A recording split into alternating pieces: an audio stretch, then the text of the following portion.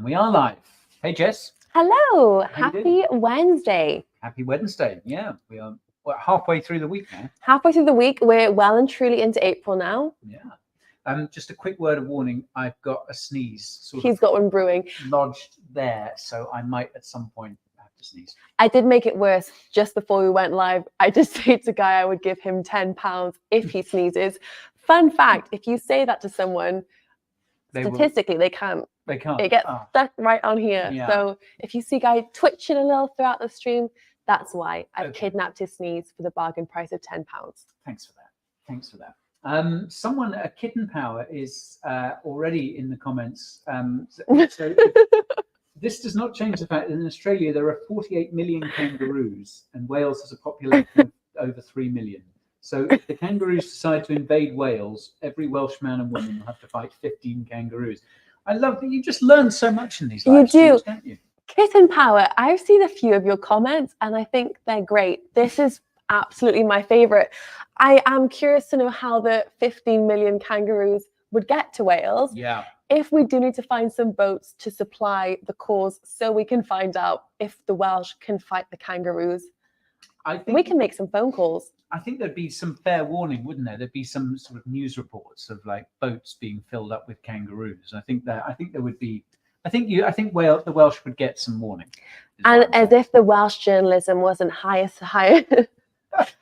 regarded enough. Yeah. Okay. So, Mario has noticed that I've had a haircut. Thank you very much. It is nice, great. isn't it? It is nice. Sorry, I forgot. Your haircut looks lovely, Guy. I love what you've done with it. Thank you. Thank you, everyone. Okay, welcome. It's another Coin Bureau Eclipse live stream on a day when, crypto's a bit down today, isn't it? It is a little. It hasn't been great this week, but we'll talk. My mic is apparently not working very well. Which is actually okay because Guy is loud enough to get picked up most of the time on my microphone. If it was the other way around, it probably would not be possible. Yeah. But until then, I could say anything and Guy would not be able to counter argue it. So I think I deserve a pay rise because I've been working really hard lately. And there's 3, 2, 1. There we Bam. go. We've closed it off. Guys, thank you for the support. Okay. But yes, as Guy has said, we started the week off on Easter. He's like, quick, before she says anything else. Okay, is that better? Are people hearing me okay? All right. Sorry about that, folks. Is the magnet around? Oh, no, there might be a magnet here. Just David Blurt says, you got me hooked on Cherry C4. I'm glad to hear it. That's not going to be me. I'm going to say that's Nick, actually. If you watched last week's episode, was it last week we made you try C4? I think it was, yeah. What? Time is just flying by. It feels like weeks ago. A lot can happen in crypto in just such a short space of time. Ooh. Red Panda Pie, you put the kangaroos in a catapult and they'll make their way to Wales. The creativity, the ideas are just flowing. Okay, there we are. Am I back in? Can people hear me okay? Let me know. Welcome back. We missed you over here. You just went off on one there. I felt like a single mother carrying this live stream solo, but it was okay. We made it happen. You did a great job. I'll just let you get on with it. So thanks for. There was no problem with your mic, Guy. Oh, April Fool. You've all just been trolling me, so as Jess could ask for a pay rise. Good grief. Okay. Well. Here we are. So what are we going to talk about today before I run through where everyone's joining us from? Let's start with a little, we'll have a little bit of a market update and take a look at what's been happening there. We also have the US government selling some crypto, what that could mean for the market. Ethena, a lot has been going on there. Yeah. We have to talk about it. And the layer 3 debate is also starting to heat up. So we have a little bit of a recap. For a video which is coming out very soon on the channel. And then I have a theory about NFTs and if they could be making a comeback, which I will hit you with a little bit later. And then I thought we would end up with a little bit of a run through of the Guess the Crypto headline, which is a little bit of an episode we played last week. You guys all joined in as well. And we have a few headlines that we can dabble with today where you can guess some of the missing words in some of crypto's craziest headlines from the week. Sounds good. Does sound good, doesn't it? Okay, well, we will kick that off though soon. In the meantime, just a shout out to where people are joining us from. Do let us know in the comments. Kenny is joining from Accra in Ghana. LFDA says bonjour de Montreal. Greetings from rural Latvia. Oh, lovely. Specky, mani sauks Jessica. Fantastic. Hello from Norway. Hello from Romania. Hello from Malaysia. Bonjour le bureau de coin. I presume that's hello from France. We're a bilingual bunch, aren't we? Look at those. David is saying you got me hooked on cherry C4. David, it's a slippery slope. It's Nick. It's not me. I'm not liable.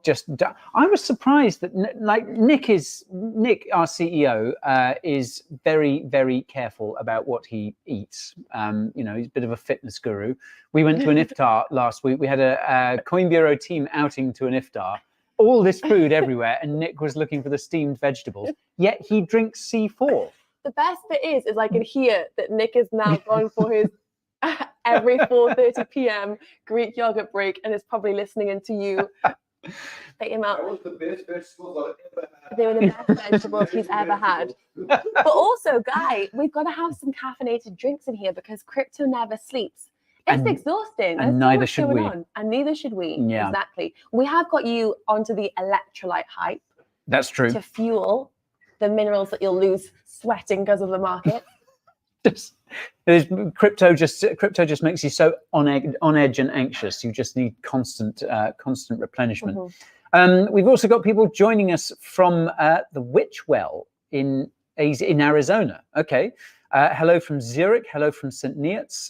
Big up UK. Yes, Shiv. Big up UK. From Belfast, from Miami, Florida, Massachusetts, Slovakia, Spain, Apeldoorn.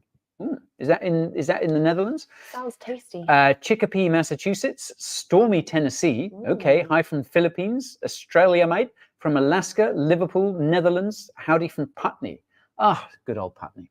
I grew up just down the river from Putney. Aww. What a place. California, again from the UK, from Flanders, Thailand, again from Apeldoorn, Cincinnati. Tunbridge Wells, oh, very posh, lovely. Nashville, Tennessee, South Africa, Belgium, Boston, Australia, Germany, Morocco. We're ticking them all off.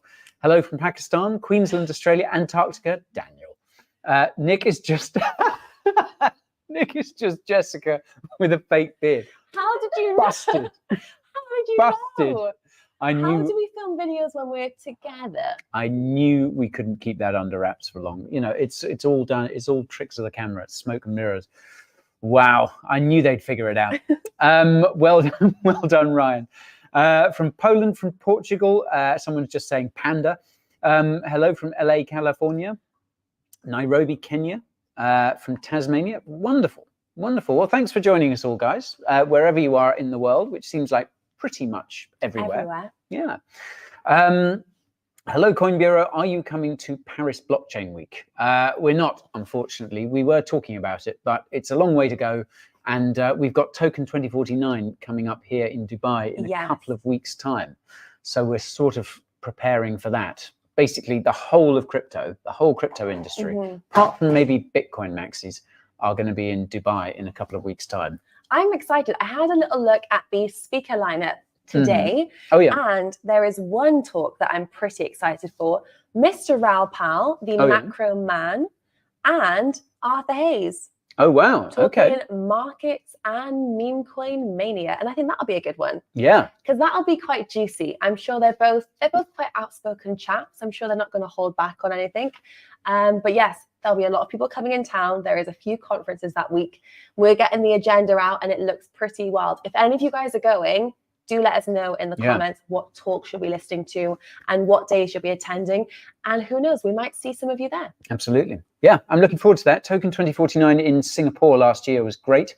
And there was a lot of positive sentiment about it. So I can only assume what with markets having done what they've done over the intervening months, the sentiment is going to be through the roof for this one. So can't wait. Python Guru says, hello from Southwest London. The Southwest London crew are in today. This is brilliant. Shall we take a quick look at what crypto is doing before we start talking about various things? Let's see what we're working with. Let's see how the markets are. Okay, looking. so Bitcoin around 66, ETH around 3.2. That's obviously a bit of a fall, seeing as we were at 70k. Last live stream, we were celebrating 70k, weren't we? Yeah. And I feel we should do this more in the live streams. We should always look at the top gainers and losers, because I always think that's fascinating. So as you can see there, Klima DAO, Geo Boden. Goodness me, there's no stopping the meme coins, is there? Meow. Jinx. Very good. Pepe Port, World Mobile Token up there. World Mobile Token, obviously they've heard about the fact that we are reviewing World Mobile on Coin Bureau Club this week. Maybe you did a video. Yes, you filmed it yesterday. It'll be on the club very soon. On the club on Friday. Yeah, fascinating. Undervalued. Oh, WMT is undervalued. Interesting. I see Cat in a Dog's World is doing well. That was one of the top losers, I think, last week. And speaking of top losers, Normie, Elastos, Moon Tropica, and Dog in Me, never heard of any of them. Although Wormhole, I would have thought Wormhole, new token, shiny new token, would have done a bit better, but it seemed to drop. Anyhow, so that is what crypto is doing at the moment. Jess, do you want to kick us off, though, on first topic of the stream? Yeah, I think first of all, guys, because we have just approached a new month, we'll just give a quick little recap of the crypto calendar for April, because this is obviously the big month. This is the big shebang of the Bitcoin cash halving, which is expected to take place today or tomorrow. This is the warm-up. And then we've got on the 18th and 19th of April, the Bitcoin halving. The big one. The big one. The main event. Every 4-year kind of main event. So this is going to be an interesting month. It's like crypto's version of the Olympics, I guess, every 4 years. I was going to say more like New Year's Eve, because I did a few live streams where you kind of count down the block rewards. Is it time to go? But Olympics. That's so geeky, isn't it? So is the Olympics, a crypto version, which is geekier, guys. I actually celebrated my birthday in 2020 by being on a live stream to celebrate the halving. The halving fell on your birthday? The halving was one day before my birthday. Okay. In 2020, and it was COVID, so there was nothing else to do, so I was on a live stream. It's pretty geeky. Yeah, but following the halving live is pretty geeky, but then hey, that's but holding Bitcoin is not geeky, so don't let anyone, including Guy, tell you otherwise. Yeah, I wouldn't dream of saying otherwise. Holding Bitcoin is cool. It is, right? Yeah. So April is a big month. Not only we got Token 2049, which is a massive conference, but as Jess said, we've got the Bitcoin.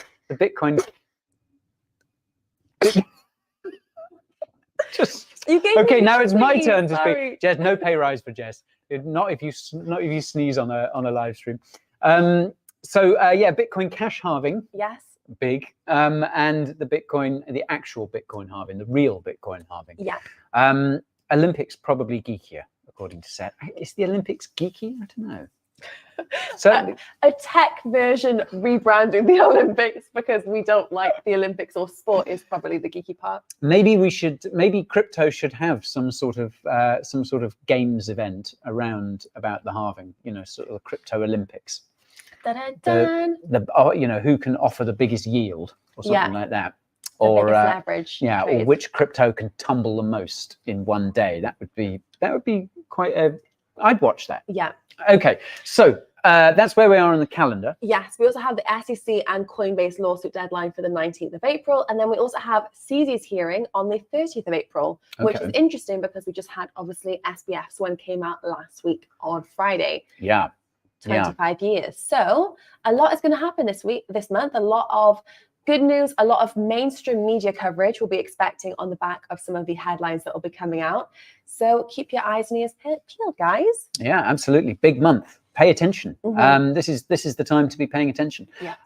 Okay, let's talk quickly about why crypto has dipped over the last few days. The best sort of explanations that we could find, basically a very strong dollar. The DXY, which is the index of the dollar, the US dollar relative to other fiat currencies, is showing a very strong dollar. And also oil prices are rising Obviously, there's a lot going on in the Middle East. There are sort of production issues, I guess. Well, not production issues, but obviously issues with the fact that Russia produces and sells a lot of oil, but not to a lot of countries these days. So oil prices are rising, a very strong dollar.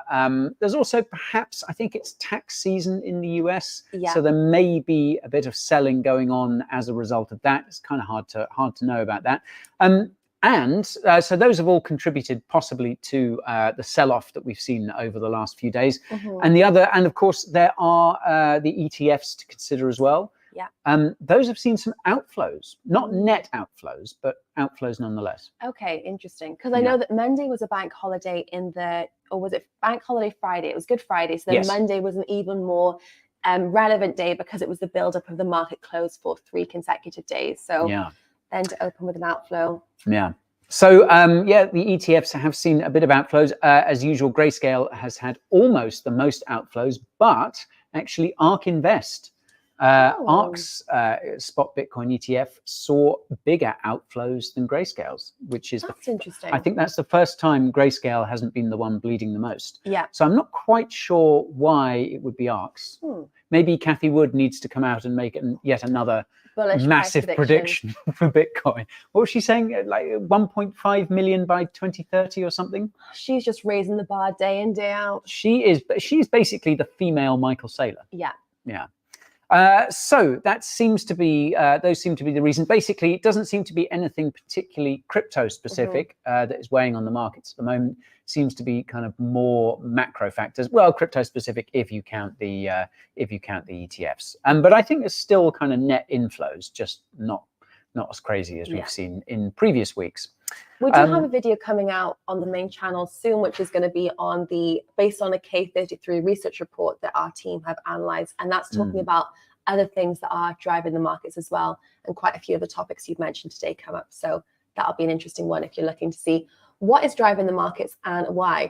I was actually curious because I saw that there was the CIO of Goldman Sachs had basically spoken out and said that clients are not interested in crypto at the moment, and they don't think that crypto is an investment class or an investment asset. They don't believe in crypto. And I was wondering if this could be similar to a Jim Cramer kind of inverse approach. Like, if Goldman Sachs is like, we are not interested in crypto, it is not an investment asset class we're interested in, if that could. So maybe now, as you say, the CIO, what's that, the Chief Investment Officer, has come out and said, okay, Goldman Sachs, we're not really into crypto. So shall we say by the end of the year, we'll see a headline, Goldman Sachs launches its own blockchain or buys Bitcoin or something like that? Absolutely. And by the end of the week, we'll probably see a Goldman with crypto meme coin. On Solana, probably. Someone's probably spinning it up as we speak. Okay, so watch out for that. Watch out for Goldman Sachs getting into crypto because they've just said that they're not. Little rascals. We've seen this all before. Absolutely. We've definitely heard that one before, Goldman Sachs. I think the other reason there's a little bit of uncertainty around the markets as well is a kind of usual suspect in a way, and that is the US government. The big Bitcoin bag holder. It looks like they've been selling. Yes, moving and selling. Okay, so how many BTC have they been moving around? So the Department of Justice confiscated funds of crypto and BTC have moved over 30,000 BTC. So they've moved 30,175 Bitcoin. That's what's been moved. 2,000 BTC have been moved to Coinbase Prime. That's worth around $131 million worth, but roughly $2 billion in total of crypto. Okay. And as we know, the US government is one of the biggest holders of crypto in general. Because they've confiscated from the likes of the Bitfinex High, Silk Road, Marketplace, Sweep. But then also they've sold to the likes of Tim Draper over the years. Tim Draper picked up a very cheap bag of Bitcoin. He did, from the US government in 2014, I believe. Wow. That's crazy about it. So Bitfinex is going to get its Bitcoin back at some point, isn't it? But that's fascinating. And we're still kind of waiting to hear what happens to those people who supposedly did the Bitfinex hack. Razzle Khan and her husband. Oh, yes. I think did she get let out on bail or something, and he's still in the slammer or something like that. That case seems to have gone a little quiet. I guess maybe now that the focus is off SBF. Of course, we've got Razzle Khan and co. We've got Alex Majinski's trial coming up at some point this year as well. There's always someone in the dock, isn't there? There is. But I do actually have the reaction. You can click on that little, that little hyperlink there, because I always like the Bitcoin maxis and the Bitcoin bulls and how they come out and even a little bit offered, such as the US government moving and possibly selling a big old bunch of Bitcoin. They are able to defend it and say, actually, this is not to worry at all. Case in point this time was Samson Mao, who had actually said, can you imagine if Chuck E. Cheese had 30K Bitcoin and decided to sell it for Chuck E. Cheese tokens, which it could have just produced itself? And then if you scroll down, there was the likes of Adam Back, who is one of the cypherpunks of the 90s, who is cited in the Satoshi white paper, might I add. Yeah. And he added, hee, good point, should have huddled, but better for Bitcoin is if they sell and print more USD later. They know they want to. They know they want to. Wow. Okay. So it's the US government seem to be selling at a reasonably good time. We're sort of not that far off the top. The US government generally tends to sell when markets are weak. They're fairly paper-handed in that regard. Yeah. Well, and they're just warming up. Why are they selling before the most exciting main event? But their loss is our gain, guys. Yep, it just means more BTC hitting the market for the rest of us to buy. So that's good news, really. It's good news. I always kind of think, like, when we see big whales, especially ones like the US government selling, I always kind of think long term that's good, because it gives the opportunity for that BTC to sort of move elsewhere, hopefully into the hands of regular folk, and helps to distribute that BTC a little wider. But I mean, I think the US government sale, I think that was done OTC, so I imagine that's just found its way into the hands of a hedge fund or maybe one of the ETFs. Correct. And Galaxy Digital actually suggested that this also could be an OTC sale that's occurred in the past and not a market sell. So eyes peeled, maybe big bag Michael Saylor will come up again that he's bought more Bitcoin. Yeah. Michael Saylor's just bought it OTC. So I'll have that. Yeah, thanks very much. Okay, what's next to talk about? Should we dive a little bit into Ethena? Yes, Ethena. Okay, fantastic. Okay. So this was one of the big talking points of this week when it comes to the launch. Do you want to give a little bit of a run through of what Ethena is, and then? Yeah, so you might have heard a lot of people talking about Ethena recently, and it's been backed by a lot of kind of big names in the crypto space. It's basically a synthetic dollar protocol that has its own token, but also one that issues USDE, which I've seen described as sort of not a stable coin, but it does maintain a dollar peg.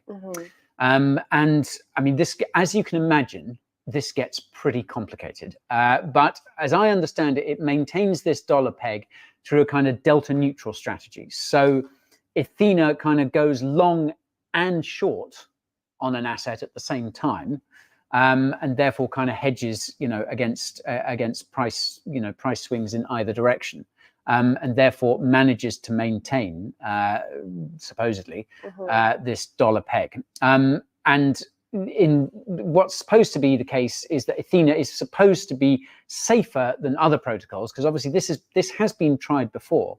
But apparently the other protocols that have tried to use this before have used DEX liquidity, have used DEXs, where the liquidity is lower. Ethena is leveraging centralized exchanges, CEXs, instead. So for their better liquidity. So supposedly it's all a lot safer, supposedly. And Ethena is proving popular. The headlines you've probably seen about it are the fact that it is offering some pretty wild yields. I've seen like 30%. Wow. Bandied around the place. I will share with you in a minute a good tweet thread that I saw that kind of explains how this works. But yeah, obviously a lot of people seem to be aping into this. Indeed, MakerDAO is considering allocating 600 million DAI to Ethena.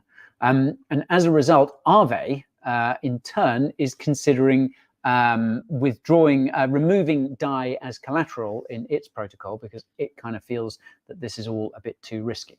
Okay.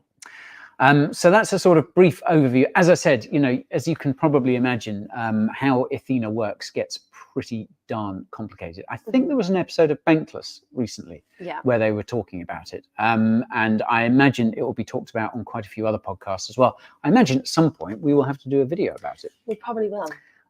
All I would say, folks, is that, Andre Cronje, the Phantom developer, sort of DeFi legend, he tweeted out just recently that he was kind of a bit uncomfortable with it as well. Basically, the TLDR is like, this sort of thing works fine when markets are pumping. Yeah. And when they ain't pumping, that's when you tend to have problems. Anyhow, let me just pull up my the thread I was talking about here, if I can find it, because I think it's quite interesting, talking about basically how it works. So just talk amongst yourselves whilst I find it. Oh yes, this was by an account called 4 Pillars. I thought this was quite a good thread, so do have a look at this if you want to understand how it works. But yeah, it does. I've heard people saying, this is backed by the likes of Arthur Hayes, among others, which is something that would inspire confidence. But you just hear 30% returns, and you think, red flag. Yeah. Anyhow, do check out that post by 4 Pillars, because that does kind of explain. And this is one where it's saying it's not a stable coin, and kind of dives into why that is. And let me find Andre's. Well, no, I've kind of given you the TLDR on Andre's quote. Anyhow, this Ethena thing, USDE, which is the stablecoin / not stablecoin that is issued, already has, I think, a nearly $2 billion market cap. Yes. Ethena's actual token is, I think, around $1 billion in market cap. So, if you are tempted to YOLO into this, folks, all I can say is, we don't know for sure, but all I can say is don't put everything in it, for goodness sake. Yeah, be careful. Yeah, manage your risk, in other words. Good one. Okay, so that was Ethena. What's next on the agenda? Well, also what's come up this week is quite a few people are diving into the layer 3 debate, continuing on what it means for the state of the industry and if it is good or bad or necessary for crypto. The reason for this is we saw one layer 3 on Base gaining a lot of traction this week, and it was called Degen. Now, can you guess what the use case of Degen, the layer 3 on Base, was? Would it perhaps be meme coins? Ding, ding, ding. Winner, winner, chicken dinner. So the meme coins on Degen chain have been flourishing, moving like crazy. The 4-day-old network recorded nearly $100 million in transactional volume in the past 24 hours alone, with 272,000 unique transactions. Wow. Pretty crazy. Yeah. So then people are talking now about layer 3s, if they're necessary for the industry, if they're not. We have the likes of Polygon Labs CEO chiming in and saying that Ethereum layer 3s, for example, are only really existing to take value away from Ethereum. Even Vitalik has joined in on the conversation, and Vitalik is normally quite quiet when it comes to specific narratives and hype. However, he re-upped his post from a year and a half ago, saying that actually layer 3s don't magically improve issues with specific chains, and they are kind of potentially, they can reduce some fixed costs, but there's potentially lighter ways of getting you to achieve the goal without needing to use layer 3s. And if you do want to dive in a little bit more, he did an interesting tweet thread about it. And we actually have a video coming up on layer 3s very soon and everything to know. But it's just interesting to see that when a new narrative or hype bubble comes up, it can push a topic of conversation. Layer 3s we've not heard much about recently. Seth Shepherd in the comments says it better than anyone. I know. Layer 3 now. Good grief. We can't keep up. It's just too much. That's very much my sentiment Yeah. as well. It's like, wow, we're on to layer 3s now. I kind of wonder, I think this kind of strengthens the case for, for a sort of like a monolithic blockchain, if you like, or, just a blockchain that doesn't require different layer 2s and layer 3s and goodness knows what else. Yeah. I think and that's perhaps why the likes of Solana have been doing well recently, because I think part of the argument there is like look, you can just, the chain can handle it. Yes. You don't need to build a whole lot of other protocols. You don't need to build a whole lot of layer 2s or layer 3s or side chains or whatever it is.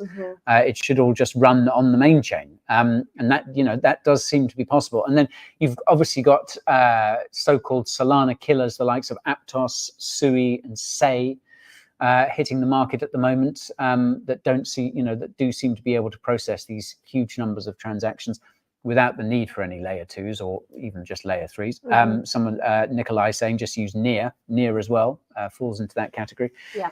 So yeah, I think I'm interested to see what we turn up about these layer 3s. I must say it's a topic I don't know an awful lot about, but like I say, Seth's comments sort of says it all for me. Good grief indeed. Although there is the traffic there. There is the traffic from base when it comes to meme coins, which on the otherwise Solana meme coins were kind of having the talk of the town the last 2 weeks. So we're seeing a new narrative that's come up there. Yeah. For base. Let's see. Ada Lovelace says, like Near a lot. I like Near a lot as well. I should say that I bought some Near a few weeks ago. I think that's terrific. I bought some Sui as well. Whereas Red Panda Pie, our old friend in the comments, says soul killers do not exist. Okay, well, lots of different viewpoints as ever. Fantastic. Okay, Red 007. So in other words, the layer 2 and layer 3 are worthless. No, I wouldn't say that. I think, well, certainly the layer 2s seem to be, providing a lot of adding a lot of value and providing a lot of use cases. I just wonder whether it's going to get so fragmented in that respect. And again, like I say, I think that just sort of paves the way for, or opens the door for blockchain, for the case that blockchains that can handle this stuff themselves are going to do better. Okay, what's next on the agenda? Okay, so as you guys know, I like to follow the cryptocurrency event circuit. Someone mentioned Paris Blockchain Week in the comments. We also talked about Token 2049 in Dubai, which is going to be later on this month. There is a few other events in the roadmap that you guys should be aware of. One, which is starting today, for those of you in the US, particularly NYC, you might be familiar. NYC NFT is taking place at the moment. Okay. So this led me to dive into a little bit of a rabbit hole on, are NFTs making a comeback? Are we on our way to peak NFT insanity again? So just for some context, as we know, NFTs have not been the hot topic of conversation for a while, is probably an understatement. Yeah. While being around 2.5 years. NFT sales on OpenSea have been dropping consecutively month on month. In the last month alone, they've dropped 4%, around $147 million of traded volume for the month of March, which compared to what you could get a Bored Ape for in 2021, that's about a Bored Ape and a half, if we're being completely honest. Yeah. Anyway, despite that, moving on. But despite this lower activity, the transaction fees and royalty fees actually were higher in the month of March than any other month for 2024. So there is a little bit of price increase, a little bit of traction heating up. We also saw that Starbucks ditched their NFT reward program 3 weeks ago. It kind of looked like NFTs were just done in the dust.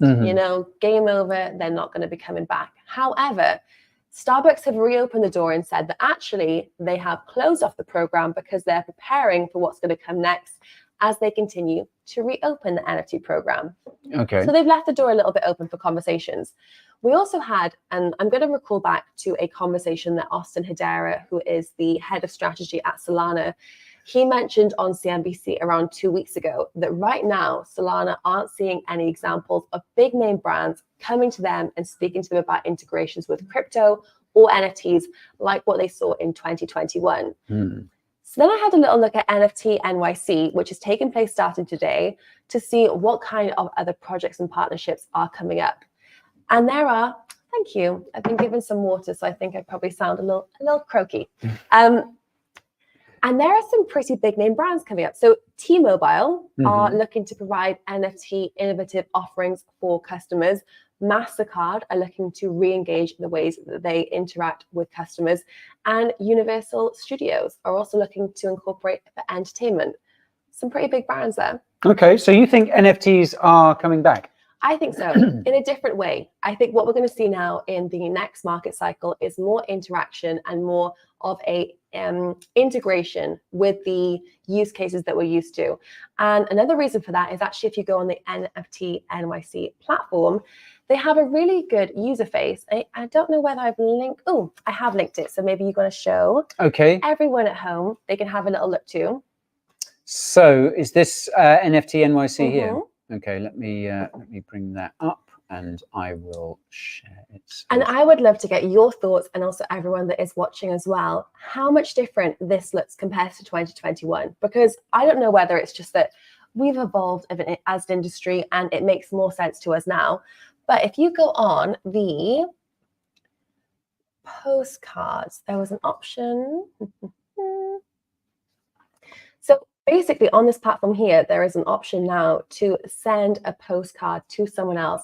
And the postcard is the NFT. And I just felt like as someone that's in crypto, someone that's in the blockchain space, this is a much easier way to understand and explain and also pass on the NFT itself without needing to see the words crypto, blockchain, and any of that fandango.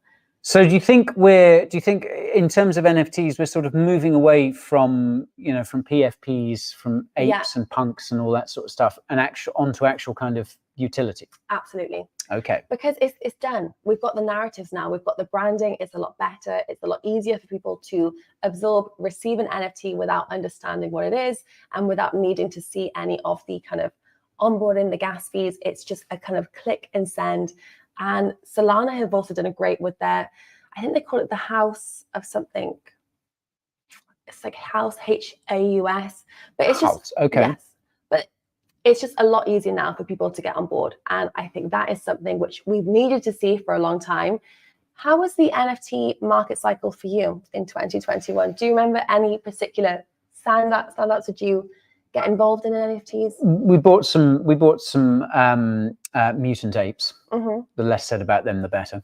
It was, I watched that because we bought them, we bought them as a company, and I remember watching that whole thing, and it took me a while to sort of get my head around NFTs, but I did see the the kind of point behind the PFP thing. I think people got way too, people started taking it way too seriously, attaching their whole identities to their apes. Yes. I thought was just a little bit much. But, I did kind of see where it was, I kind of saw what people were getting at. Yeah. But I was still a little bit baffled by the whole thing as well. Yeah. Especially, it was such bubble territory, these things going for hundreds of ETH. Was just insane. It was ridiculous. And that was the thing, I think it scared away so many people. Right now, the focus is on the meme coin craze. We'll let that continue for the degens. And I think with the NFT space now, it's shaken out a lot of the hype and the crypto trading element. And now we're just seeing the integrations between large companies and how the reward systems can be implemented in a way that is collectibles. It's nice, it's an easy UX UI, and people don't need to know that they are transacting with crypto. And I think that is why we're all here. These kind of use cases are the things that will stand out. So I'm keeping my eyes peeled for some interesting announcements. I like the brands that are attending, and I think we could see a comeback. Not a hype bubble, but a little bit of a comeback. Okay. NFTs could be on their way back. Rustybot says, when can I swap an NFT for a can of WD-40? Good question. Good question. Maybe that's the promised land that we're pitching for. I think. I've kind of thought for a while now, like regular folks and even people in crypto, they don't want to know it's an NFT. They just want the thing. They want the thing to be cool and to work. I think you've got to avoid the letters N, F, and T as much as you possibly can. Maybe we need to think up a new name for them. Maybe NFTs need a rebrand. Artwork, bro. Yeah. Like that. It's basically like digital art. You wouldn't understand. Okay, let's move on. What's next? So after NFTs coming back, what are we on to now? Spot Ethereum ETF. So Bitwise wants the SEC to actually, interestingly enough, delay the spot Ethereum ETFs until December. Okay. As we know, the deadline for the spot Ethereum ETFs is expected to be late May. And actually, according to Polymarket, things are not looking so hot at the moment. So let me open and have a little look. Would you like to guess? So chances, what, as expressed as a percentage? Yes. Well, I'll go for 50%. 50%. 19% likelihood Oof. of an Ethereum approval by May. So things are not looking so optimistic there. And actually, the Bitwise team, which obviously are issuers of the spot Bitcoin ETF, have come out and said that the asset management industry itself is way too focused on the spot Bitcoin ETFs at the moment and the spot Bitcoin ETF products to be able to give the Ethereum ETFs the attention it deserves and also the attention that is necessary for it to thrive as an asset basket. Yeah. Which makes sense, actually. I did kind of get the sense that, like, once the spot Bitcoin ETFs got approved, like, everyone then automatically started talking about spot Ethereum ETFs. Mm-hmm. And it was like, part of me was thinking, it's like, well, the momentum is there, so that's probably probably is a good idea to start pushing for these things. But also at the same time, there was sort of a sense, it's like, maybe we're getting a little bit of ahead of ourselves, given the fact that the SEC is so, well, especially now, obviously a few months on from that, from those spot Bitcoin ETF approvals, obviously now the SEC is investigating the entities behind Ethereum. So I do kind of agree. I was initially quite bullish that we might see spot ETH ETFs by May. But yeah, it just looks like that's probably not going to happen now. And I know the Bloomberg analysts have been pretty sort of bearish on that. Yeah. Like I say, we will get them eventually, but I think there's a lot of work to be done there. I should recommend, now I don't want to spoil this for people because I think this is a really good listen. I don't know if any of you guys listened to the Unchained podcast, which is Laura Shin's, which is great. You might have seen that she talked to Kyle Davies from 3AC a couple of weeks back. That is very much worth a listen. But the episode that came out, I think, yesterday is definitely worth a listen as well, because she speaks to a couple of lawyers who have a really interesting take on why it is that the SEC may be investigating Ethereum. Oh. And I don't want to spoil it here, but it is really, really interesting, and it's not what you might think.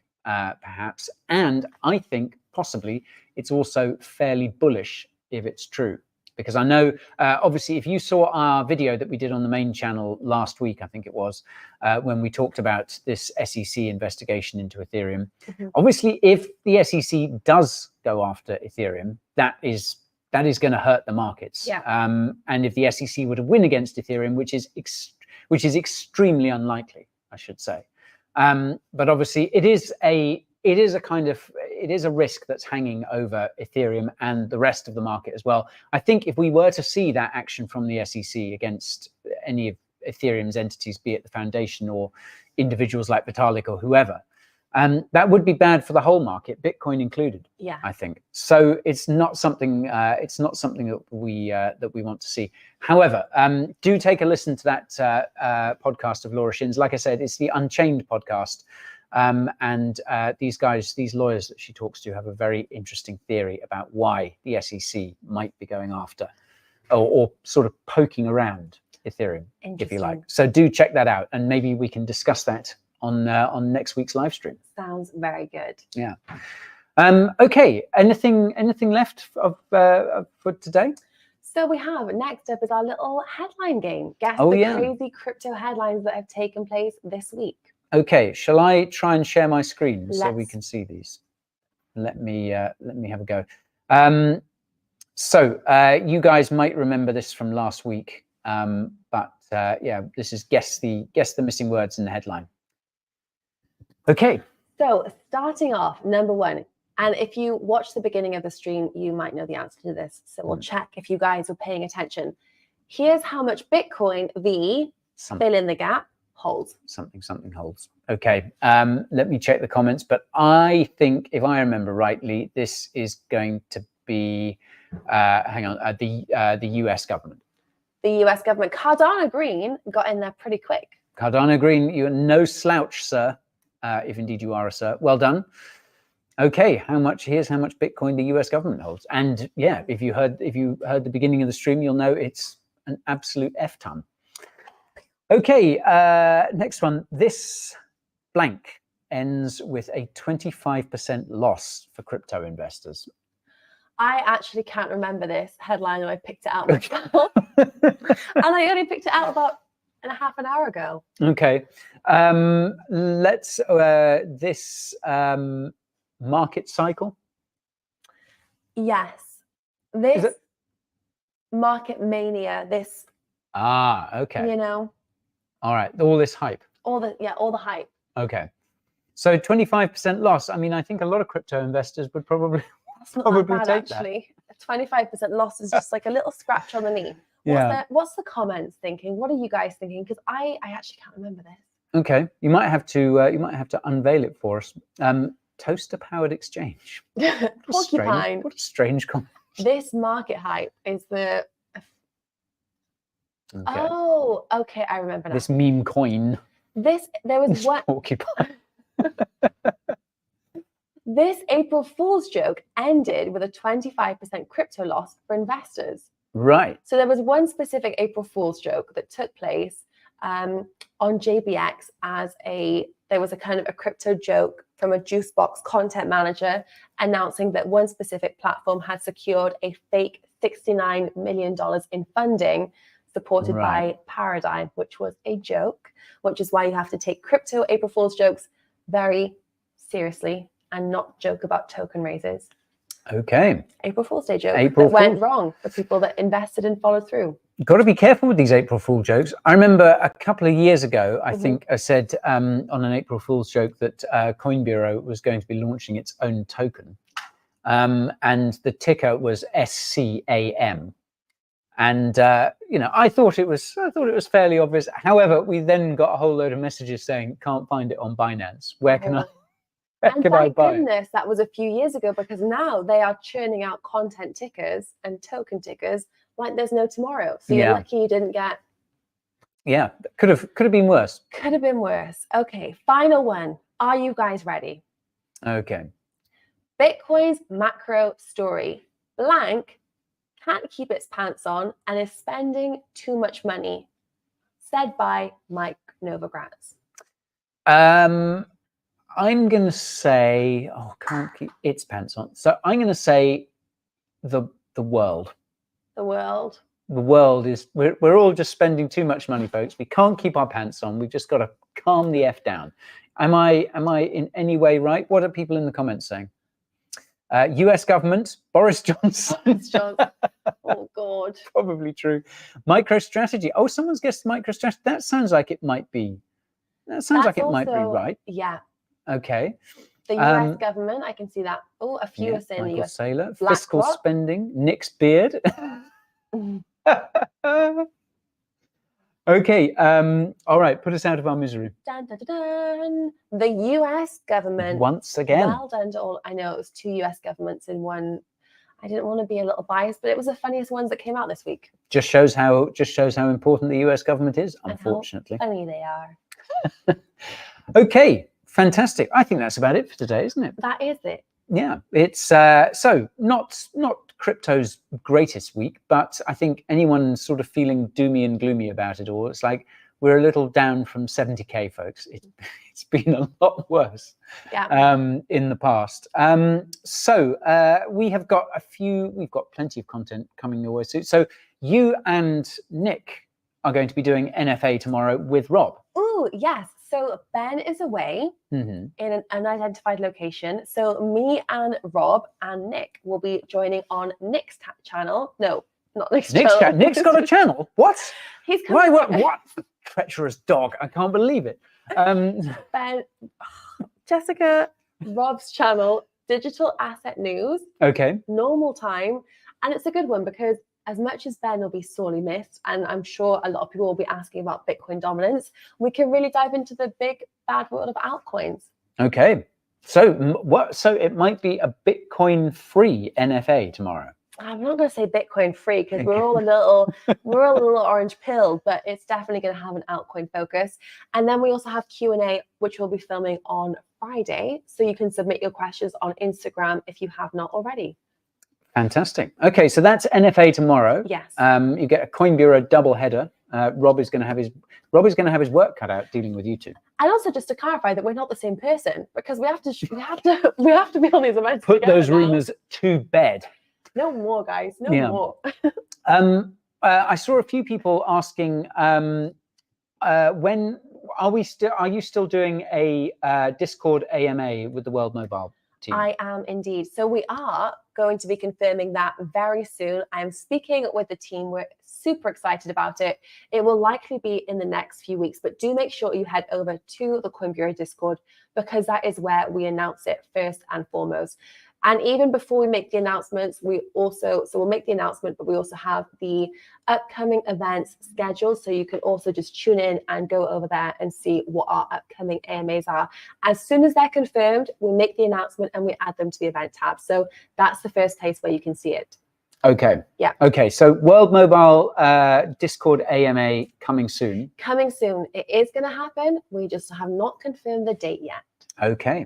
Fantastic. So that's something to look forward to. And for all you Coin Bureau Club members there or wannabe Coin Bureau Club members, the World Mobile Token review will be out on Friday on Coin Bureau Club. And like I say, it's fascinating. I've known about World Mobile for a while now. Yeah. And sort of always been kind of meaning to look into it. And eventually we've got round to it. And yeah, it's fascinating. Really. And for those of you that do like Deepin, we also have one Coin Bureau Discord AMA, which is taking place this time next week, actually, on the 10th of April, a little bit later on in the day, around 5 p.m. CET. And that will be with Peak, which is another really interesting Deepin project. So if you are looking into the world of Deepin, RWA, this is something to tune into too. That's already listed as an upcoming AMA. So feel free to join in on that one before the World Mobile AMA is announced. Okay. Well, people are obviously excited about that World Mobile AMA because, as people have pointed out, World Mobile is one of the top gainers today. It is one of the top gamers. Very exciting. Okay, Jess, do you want to have a go at translating Music by Six's Welsh? Shall I put it in the... Let's do it, let's... Oh, I put up Trueflation instead. Trueflation is good, but wow, this is difficult. Okay, what is Music by Six saying? This is great TV. Ashland means exit or fire, I think. Okay. Fire exit, something, I'm pretty sure. Hey, Jess, make sure you take the fire exit. I don't know what it says. I'm sorry. Please, can you translate it?